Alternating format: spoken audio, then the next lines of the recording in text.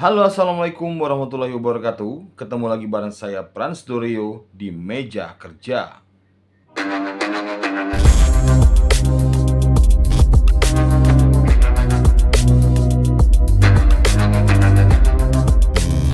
Di video kali ini kita akan membahas kematian seorang mahasiswa yang berasal dari Kanada keturunan Tionghoa pada tahun 2013 lalu.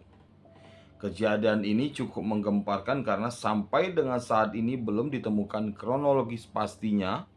Langsung saja kita bahas selengkapnya.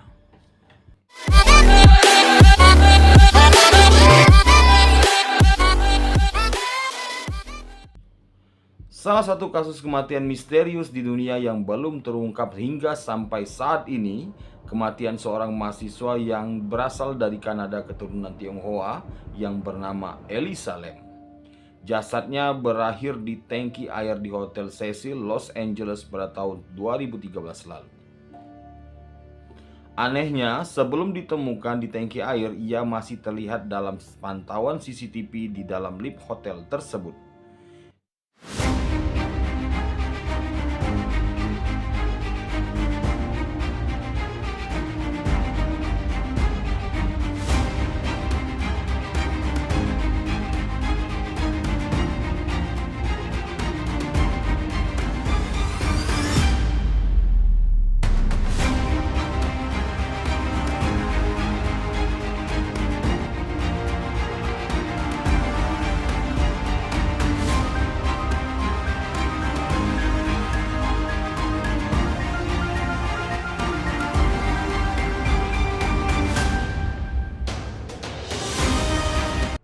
Ia terlihat seolah bermain-main dalam lift, sejumlah spekulasi pun bermunculan atas kasus tersebut.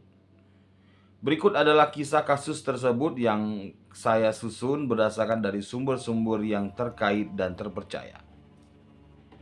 Elisa Lam adalah seorang mahasiswa Kanada berusia 21 tahun. Ia adalah putri imigran dari Hong Kong yang kemudian menjadi seorang mahasiswa di Universitas British Columbia. Meskipun dalam penelusuran yang lebih jauh, dia tidak terdaftar pada awal tahun 2013. Ia juga adalah seorang blogger yang memulai sebuah blog bernama Ether Fields di Blogspot pada tahun 2010 silam. Memposting foto model dalam pakaian modis dan kisah hidupnya, terutama perjuangannya melawan penyakit mental. Dalam postingan blog tahun 2012, tepatnya di Januari, Elisa Lam menyesalkan bahwa kekambuhannya pada awal semester sekolah saat ia telah memaksanya untuk keluar dari beberapa kelas meninggalkan perasaannya yang sangat tanpa arah dan tersesat. Penyakit mentalnya kambuh, diagnosis gangguan bipolar dan depresi. Lam telah diagnosis dengan gangguan bipolar dan depresi. Dia telah diresepkan beberapa obat untuk masalah kesehatan mentalnya. Menurut keluarganya yang dilaporkan merahasiakan penyakit mentalnya ini, Elisa Lam tidak memiliki riwayat ide ataupun upaya untuk bunuh diri. Meskipun satu laporan mengklaim dia sebelumnya menghilang untuk waktu yang cukup singkat, Lam memiliki riwayat meminum obat bipolar dan akibatnya pada beberapa kesempatan menderita halusinasi yang menyebabkan dia bersembunyi di bawah tempat tidurnya untuk berlindung. Perjalanan ke California pada awal tahun 2013. Dan perjalanannya ini bepergian sendirian saja dengan bus antar kota. Dia mengunjungi kebun binatang San Diego dan memposting foto yang diambil di sananya lewat media sosial. Pada tanggal 31 Januari 2013, dia dijadwalkan untuk keluar dari Hotel Cecil berangkat ke Santa Cruz. Orang tuanya tidak mendengar kabar darinya dan menelepon Departemen Kepolisian Los Angeles. Keluarganya terbang ke Los Angeles untuk membantu pencarian karena dia dinyatakan hilang. Staf hotel yang melihat Lam hari itu mengatakan dia sendirian.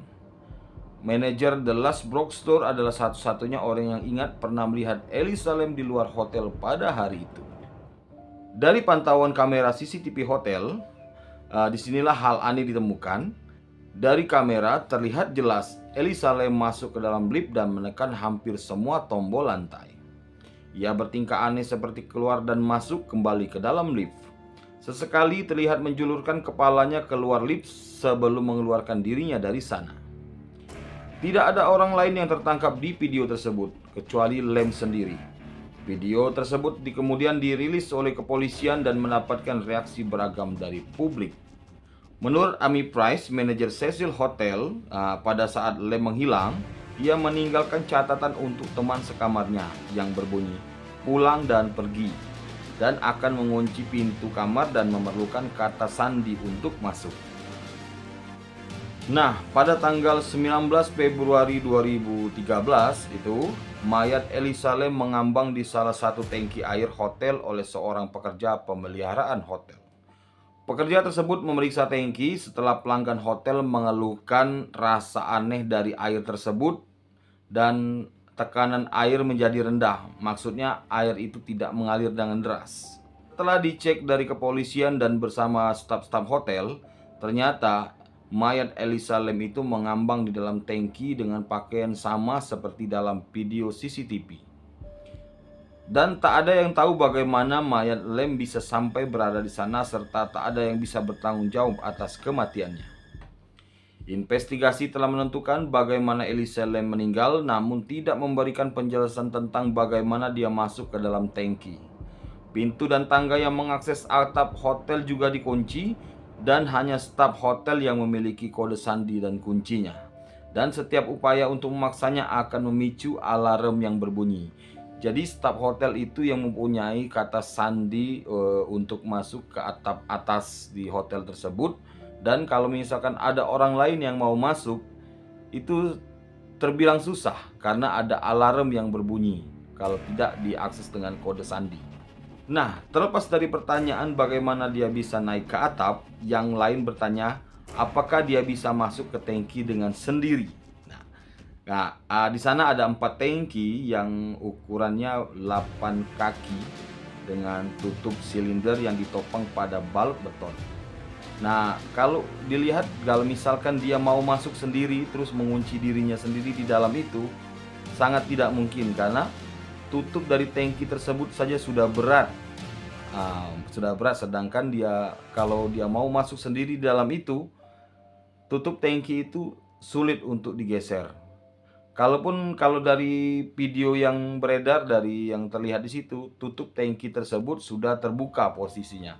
Nah, kalaupun dia masuk dengan sendirinya, tidak mungkin dia bisa menutup dari atas. Wajar kalau dari saat kejadian sampai dengan saat ini, itu belum ada kronologis yang tepat untuk mengatakan bahwa Elisa Lam ini dibunuh.